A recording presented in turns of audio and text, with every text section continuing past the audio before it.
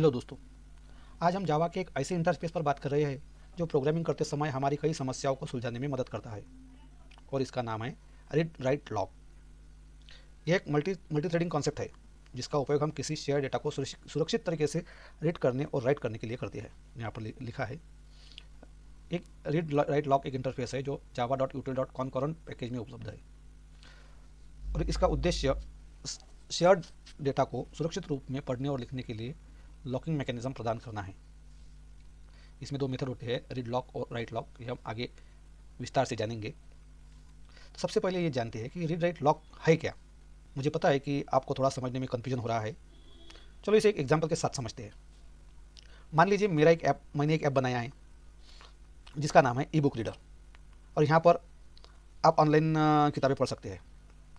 मेरा ऐप कई लोगों ने डाउनलोड किया है और मेरे ऐप पर लोग किताबें भी पढ़ रहे हैं। ऐसे में मुझे अपने ऐप पर कुछ किताबों में कुछ अपडेट करना है। तो हो सकता है हमारे जो यूज़र्स है उन्हें कोई एरर दिखे या गलत तरीके से डेटा शो हो। जब मैं अपडेट करने जाऊँ तो यूज़र को कोई गलत डेटा दिखे या एरर दिखे, ऐसा हो सकता है। इसे सही तरीके से हैंडल करने के लिए काम आता है रीड राइट लॉक ये इंटरफेस। ये रीड राइट लॉक क्या करता है, जब तक मैं अपडेट नहीं कर देता डेटा को तब तक वह पढ़ने वाले यूज़र्स के लिए डेटा को लॉक कर देता है और उन्हें एक मैसेज शो कर देता है, जैसे this book is temporary available. मैं आपको समझाना चाहता हूँ, आप कभी अमेजन के साइट पर कुछ खरीदने गए हैं क्या? शायद आजकल सभी ऑनलाइन खरीदी करते होंगे तो अमेजन सबको पता ही होगा। अमेजन पर आपके साथ कभी ऐसा होता होगा कि आप जो प्रोडक्ट खरीदने गए हैं और उस पर क्लिक करते तो आपको मैसेज दिखाई देता होगा आउट ऑफ स्टॉक या टेम्पररी आउट ऑफ स्टॉक, इस तरह से। चलो मैं आपको दिखा देता हूँ। ये देखिए, ये कोई वायरलेस कैमरा है और यहाँ पर रेड बॉक्स में क्या लिखा है, टेम्पररी आउट ऑफ स्टॉक। आप सोचेंगे इसका स्टॉक अवेलेबल नहीं होगा, लेकिन असल में अमेजॉन के सर्वर पर इंजीनियर उस प्रोडक्ट का डेटा अपडेट कर रहे होते हैं, जैसे प्राइस में कोई बदलाव या स्टॉक क्वांटिटी में कोई बदलाव या फिर किसी ऑफर को अपडेट करते होंगे। कुछ भी इस तरह से बैकएंड में कुछ तो भी वो अपडेट कर रहे होंगे, तभी हमें ये मैसेज शो होता है। और यहीं पर रीड राइट लॉक ये इंटरफेस काम कर रहा है। जब तक डेटा अपडेट हो रहा है तब तक प्रोडक्ट यूज़र के लिए लॉक कर दिया जाता है और इस दौरान यूज़र को आउट ऑफ स्टॉक का ये मैसेज दिखाई देता है। इसका फ़ायदा यह है दोस्तों कि यूज़र को गलत जानकारी नहीं प्रदान होती, गलत जानकारी नहीं दिखाई जाती और डेटा को भी सुरक्षित और सही तरीके से अपडेट किया जा सकता है। अब चलो हम इसकी डेफिनेशन को देख लेते हैं। ये रीड राइट लॉक डेफिनेशन है जो मैंने हिंदी में लिखी है।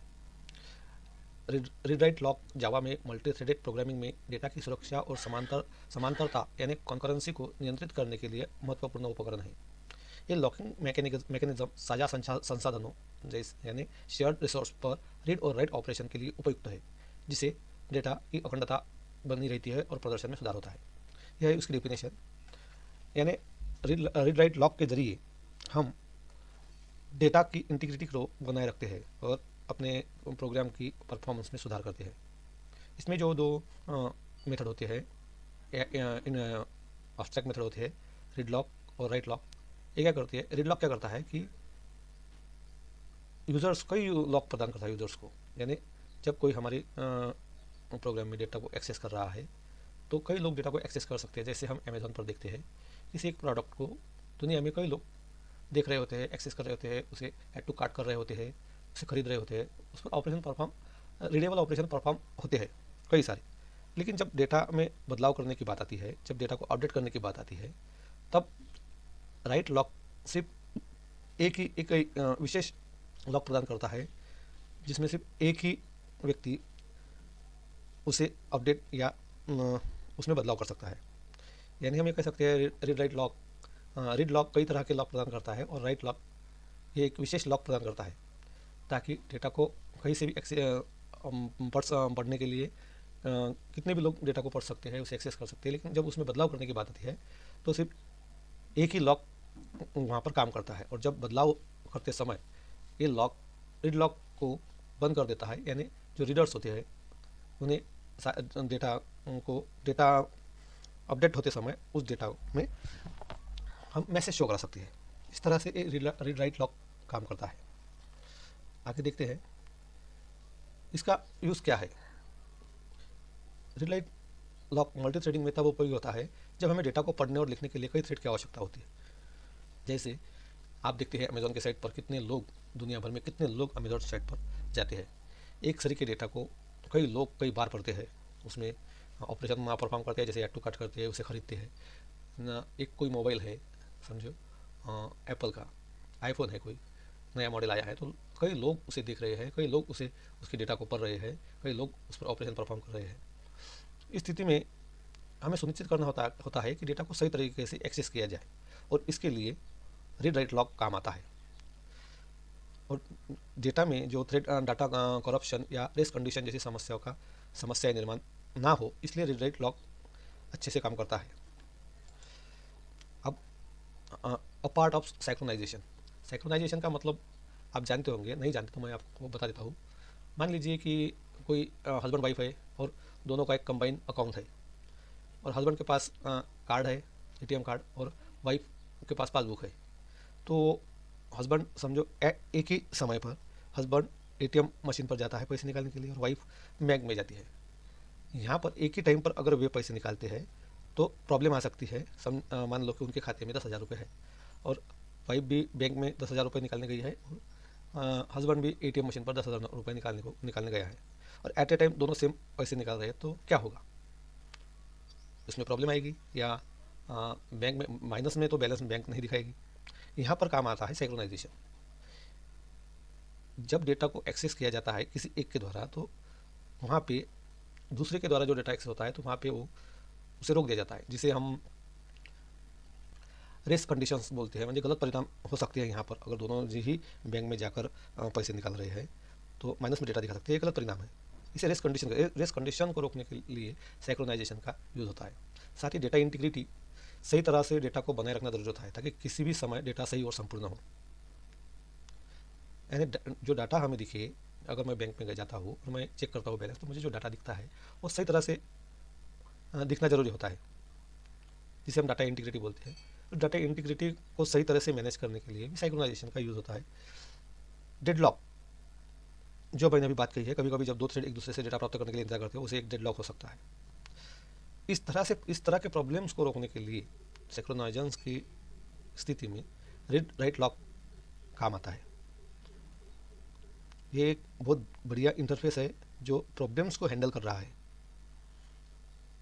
ऐसे प्रॉब्लम्स जो प्रोग्रामिंग में काफ़ी पेचीदा हो सकते हैं, ऐसे प्रॉब्लम को रोकने के लिए हम रीड राइट लॉक का यूज़ करते हैं, जो एक सिंक्रोनाइजेशन का एक हिस्सा है। अब जानते हैं री एंट्रेंट रीड राइट लॉक क्या है, जो इम्प्लीमेंटेशन ऑफ यानी रीड राइट लॉक को इम्प्लीमेंट करता है री एंट्रेंट रीड राइट लॉक।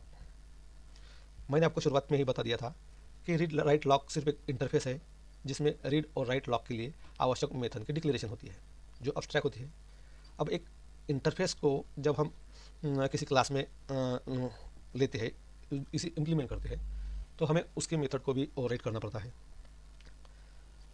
तो यहाँ पे री एंट्रेंट रीड राइट लॉक ये एक क्लास है, वो जावा के java.util.concurrent पैकेज में ही उपलब्ध है। तो इसे बनाने की ज़रूरत क्यों पड़ी? जब हम कोई प्रोग्राम लिखते हैं तो हम रीड राइट लॉक को इम्प्लीमेंट अपने क्लास में कर सकते हैं और उसके मेथड को ओवरराइट कर सकते हैं, बिल्कुल कर सकते हैं। लेकिन प्रॉब्लम ये है, जो लॉक मैकेनिज्म आप बनाएंगे, इंटरफेस है वो तो अब्स्ट्रैक्ट मेथड हमें देगा, तो अब्स्ट्रैक्ट मेथड में जो हमें कोडिंग करनी पड़ेगी। हमने समझो रीड लॉक और राइट लॉक को और राइट किया है, और रीड राइट लॉक इंटरफेस को इम्प्लीमेंट किया है, और उसके मेथड को जैसे रीड लॉक और राइट लॉक को और राइट किया है अपने क्लास में।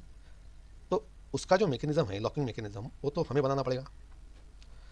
तो ये एक पेचीदा ऑपरेशन होगा। हर कोई प्रोग्रामर इसे कैसे बनाएगा या किस तरह से बनाएगा, इस प्रॉब्लम को ध्यान में रखते हुए जावा ने रीड राइट लॉक को पहले ही एक क्लास में इम्प्लीमेंट कर दिया है, जिसका नाम है री एंट्रेंट रीड राइट लॉक। एक क्लास है, ये क्लास इम्प्लीमेंट करता है रीड राइट लॉक को, और उसके मेथड को ओवरराइट करके वो हमें वो पूरे लॉक मैकेनिज्म को प्रोवाइड करता है। यानी हमें जब रीड राइट लॉक का यूज़ करना है तो हमें उस इंटरफेस को इम्प्लीमेंट करना नहीं पड़ता, हमें सिर्फ री एंट्रेंट रीड राइट लॉक के कंस्ट्रक्टर के साथ ऑब्जेक्ट बनाकर हम रीड राइट लॉक को यूज़ कर सकते हैं।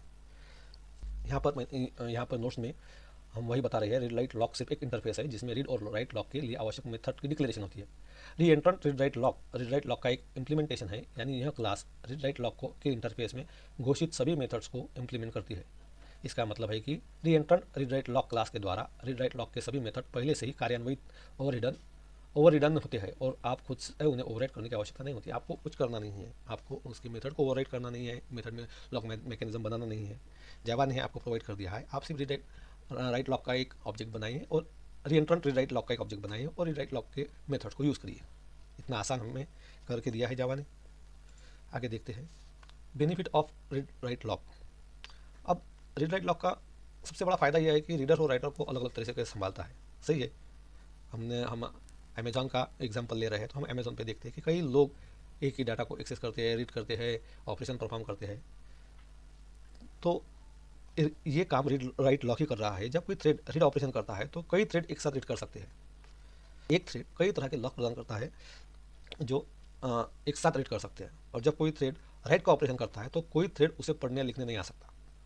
राइट का ऑपरेशन सिर्फ एक ही थ्रेड कर सकता है, उससे परफॉर्म करने की अनुमति किसी अन्य थ्रेड को नहीं होती।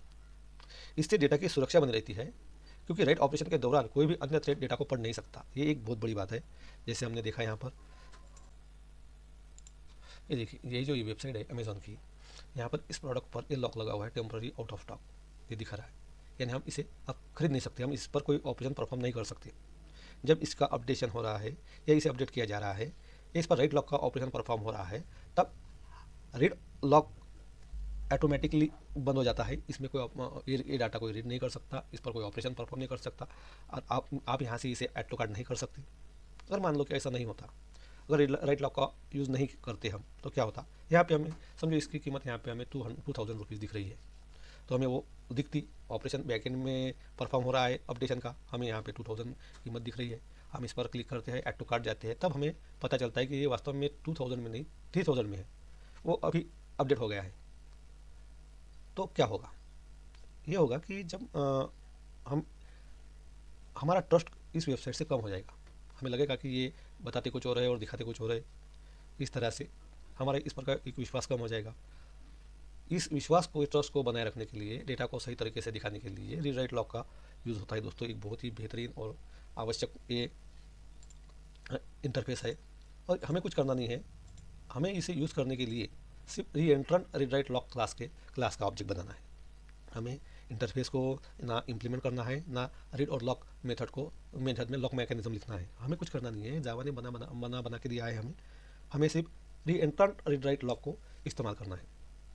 आगे हम इसका एक प्रोग्राम देखेंगे। हम एक प्रोग्राम बनाएंगे जिसमें हम एक यूज़र्स के द्वारा यूज़र्स और एडमिन को ऑपरेशन परफॉर्म करके दिखाएंगे। तो अगर आपको ये रीड राइट लॉक का जो इंटरफेस है वो जानकारी आपको समझ में आ गई है, आप अच्छी तरह से रीड राइट लॉक को समझ गए हैं, तो हम अब आगे इसके प्रोग्राम में पढ़ते हैं। प्रोग्राम देख लेते हैं।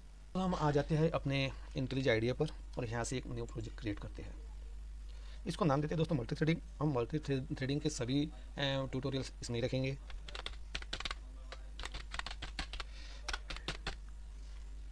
क्रिएट कर लेते हैं।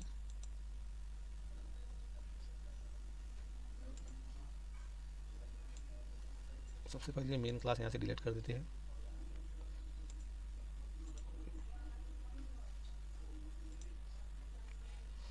हम एक ई बुक रीडर का प्रोग्राम बनाएंगे जिससे हम यूज़र से वैल्यू लेंगे। स्कैनर क्लास बनाएंगे, स्कैनर क्लास का ऑब्जेक्ट बनाएंगे और यूज़र से वैल्यू लेंगे इस तरह से। और हम इसमें रीराइट लॉक का यूज़ करेंगे। किस तरह से अगर डेटा को अपडेट किया जा रहा है तब रीडर को क्या मैसेज दिखता है, इस तरह से हम इसे बनाएंगे। तो चलो शुरू करते हैं। सबसे पहले हम एक क्लास बना लेते हैं ई बुक रीडर नाम से।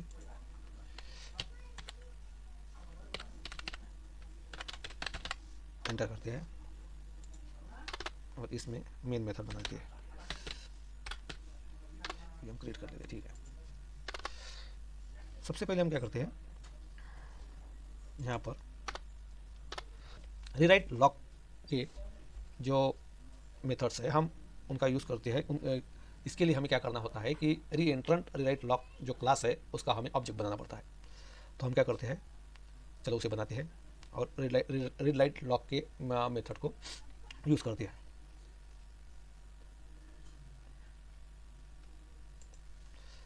तो इसे हम बनाते हैं प्राइवेट। दोस्तों इस मेथड को हमें स्टैटिक और फाइनल भी रखना है, स्टैटिक और फाइनल। यहाँ पे हम रीड राइट लॉक का इस्तेमाल करते हैं, जो हमारे जावा यूटिल कॉन्करेंट लॉक पैकेज में है। यहाँ पे बना लेते हैं एक ऑब्जेक्ट लॉक नाम से, जिसे हमें लेना है। देखिए यहाँ पर आ गया री एंट्रेंट रिलाइट लॉक। देखिए इस क्लास से हमें ये लेना है, यानी हमने इस क्लास का ऑब्जेक्ट बना लिया है और हम यूज़ रीराइट लॉक के जो में अब्स्ट्रैक्ट मेथड है उसका यूज़ करेंगे, क्योंकि री एंट्रेंट ने उसे ओवरराइट करके पहले रखा है। हम हमारा ये प्रोग्राम ई बुक रीडर का है, तो हमें बुक भी दिखाना जरूरी है यूज़र को। तो हम क्या करते हैं, यहाँ पे स्ट्रिंग भी बना लेते हैं, जिससे भी उसे भी हम प्राइवेट रखेंगे। प्राइवेट स्टैटिक भी रख देते हैं, स्ट्रिंग एरे बनाते हैं दोस्तों, ताकि यूज़र को हम लिस्ट दिखा सके बुक्स नाम से। और इसमें हम रख देते हैं बुक्स के नाम। बुक्स के नाम हम कोई भी रख सकते हैं, जिससे जैसे रखते हैं जावा प्रोग्रामिंग सॉरी ये स्ट्रिंग है, तो हमें इसे डबल कोट में रखना है। हमें यहाँ पे स्ट्रिंग वैल्यू देनी होती है, क्योंकि हमने एरे स्ट्रिंग का बनाया है। साथ ही हम रखेंगे दूसरी किताब डाटा स्ट्रक्चर, और एक किताब रख देते हैं जिससे हम मशीन लर्निंग का नाम दे देते हैं।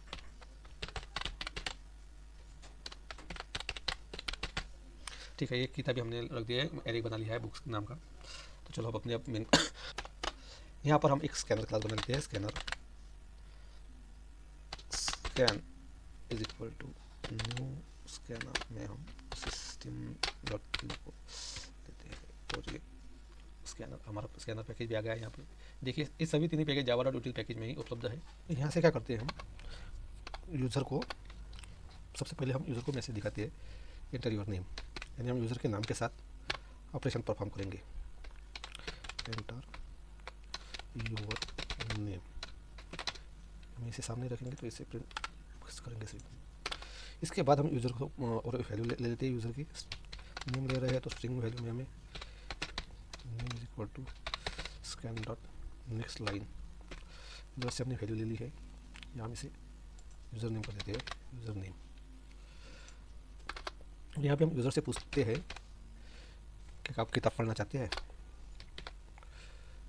तो हम यूज़र के नेम के साथ उसे पूछते हैं, यूज़र नेम प्लस यहाँ पे हम उसे पूछते हैं do you want to read a book, do you want to read a book. यहाँ पे उससे यस या नो टाइप करवाते हैं। इसे भी प्रिंट रखते हैं ताकि यहाँ सामने ही हो। और ये भी वैल्यू हम ले लेते हैं स्ट्रिंग में। यूज़र की चॉइस है तो हम चॉइस वेरिएबल का नेम दे देते हैं, स्कैन डॉट नेक्स्ट लाइन कर देते हैं इसे। ठीक है, अब जब यूज़र कहेगा कि हाँ मुझे पढ़नी है, तो हमें उसे लिस्ट दिखानी पड़ेगी। हम पहले इफ़ लिख लेते हैं और इफ में लिखते हैं choice dot equal ignore case में अगर यस टाइप करता है तो नो का हम नहीं लिखेंगे इसमें। अभी नो का हम लिख सकते हैं कि प्रोग्राम को एग्जिट कर सकते हैं सिस्टम डॉट एग्जिट के माध्यम से। अगर यस करता है तो हम उसे लिस्ट दिखाएंगे बुक की। यहाँ पे नेक्स्ट लाइन में हम उसे दिखाएंगे अवेलेबल बुक्स, और यहाँ पर बुक की लिस्ट प्रिंट कर देते हैं फॉर लूप से। फॉर लूप चलाएंगे, सभी बुक की लिस्ट यहाँ पर प्रिंट कर देंगे। Int i is equal to 0, i less than हमारा बुक का बुक डॉट एरे की लेंथ प्रिंट कर देंगे, और साथ ही आई को प्लस कर देंगे। और यहाँ पे हम लिस्ट प्रिंट कर लेंगे। यहाँ पे ऐसा आउट करके हम लिखते हैं, प्रिंट करते हैं पहले number i+1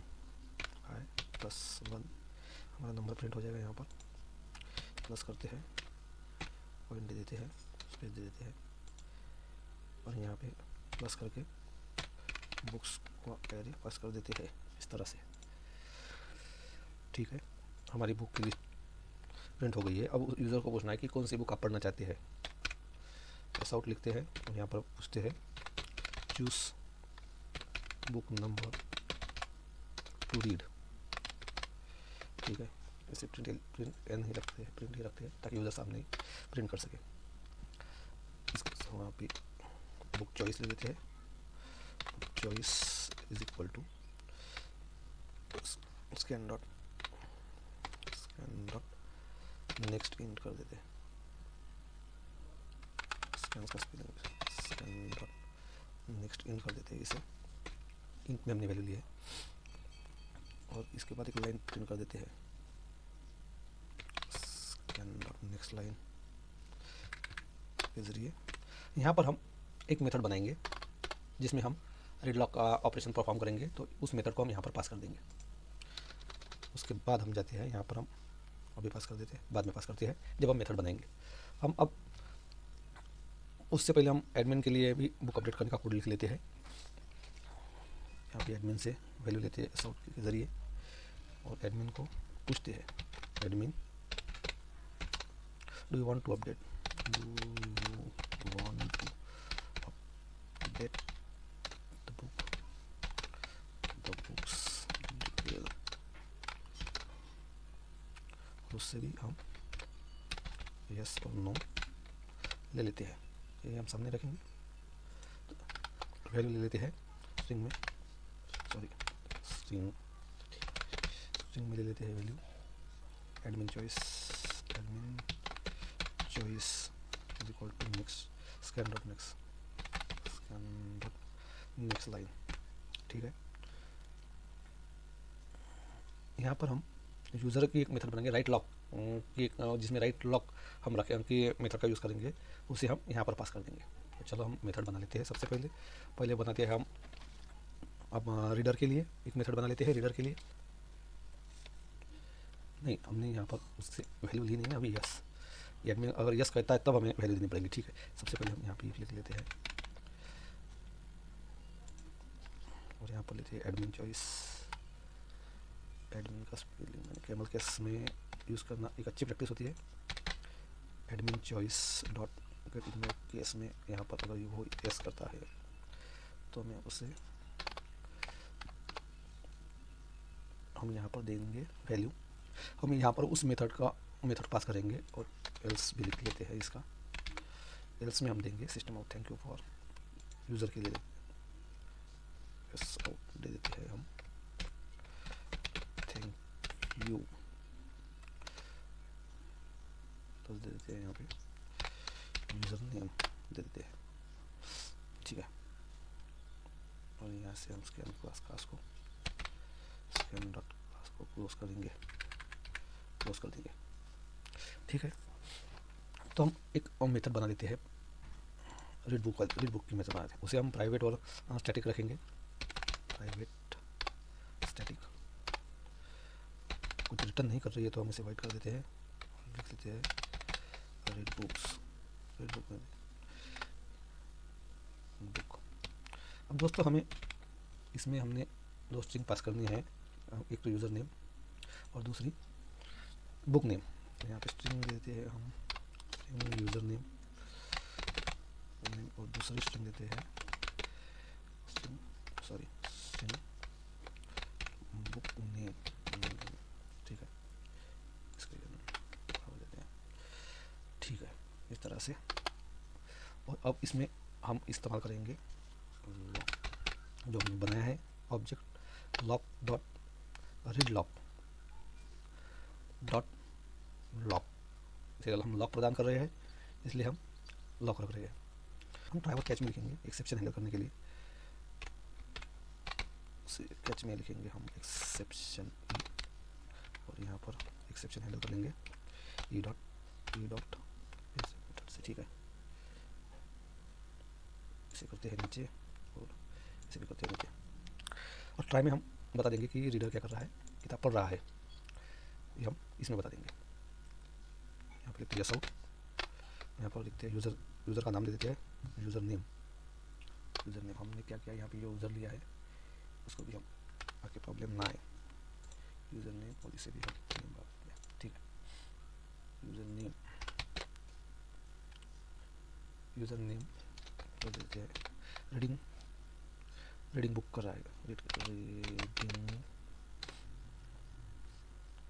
user is reading कर रहा है, सॉरी इज रीडिंग, यहाँ पे हम कॉमा देते हैं, दिखने में अच्छा दिखे। और कौन सी बुक पढ़ रहा है तो हम यहाँ पर देते हैं बुक नेम, ठीक है। इस स्ट्रिंग को हमने पास कर दिया यहाँ पर।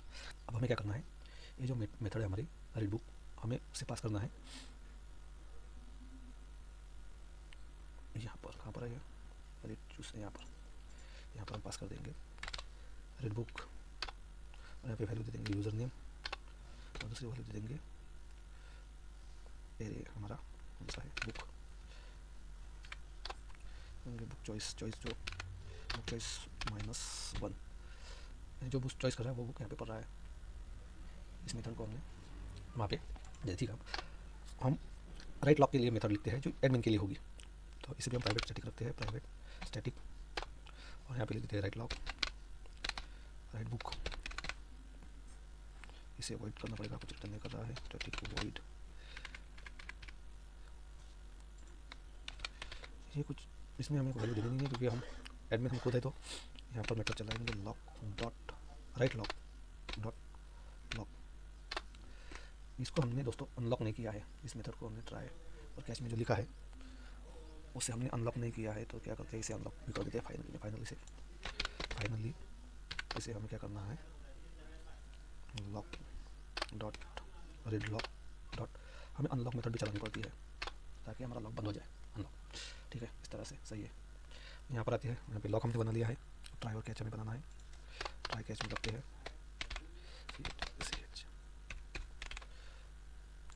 एक्सेप्शन हैंडल कर लेते हैं, यहाँ पर एक्सेप्शन की, और यहाँ पर दे देते हैं ई डॉट, ठीक है।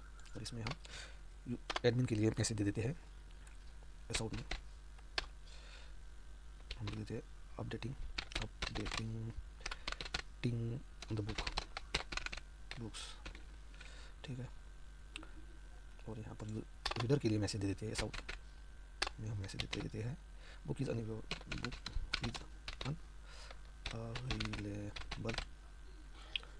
ड्यू टू अपडेट्स, ठीक है। इसे भी हम बंद कर देते हैं, फाइनल कीवर्ड में लिख देते हैं हम लॉक डॉट राइट लॉक है हमारा, राइट लॉक डॉट अनलॉक कर देंगे इसे, ठीक है। ये हमारा, और इस मेथड को भी हमें पास करना है वहाँ पर,